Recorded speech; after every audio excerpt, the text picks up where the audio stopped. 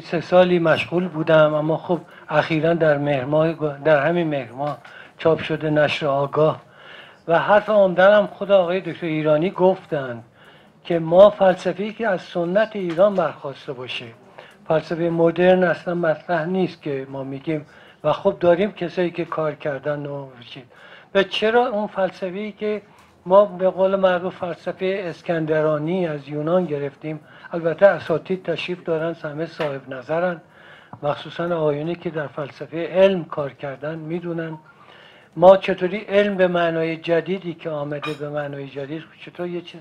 فارغی شده از اون علمی که ما میدونستیم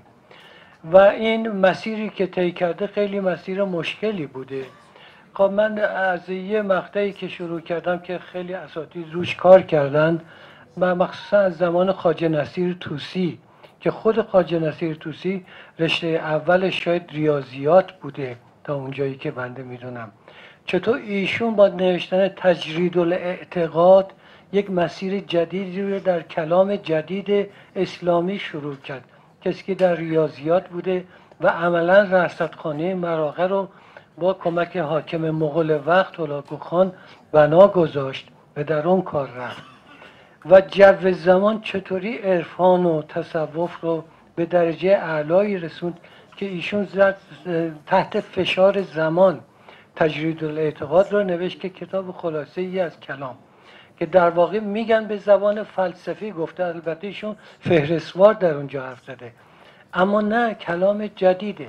و بعد از اون چطوری 230 و چند تا تفسیر و شرح و حاشیه گرفت این کتاب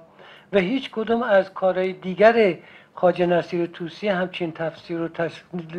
تفصیلی نگرفتند.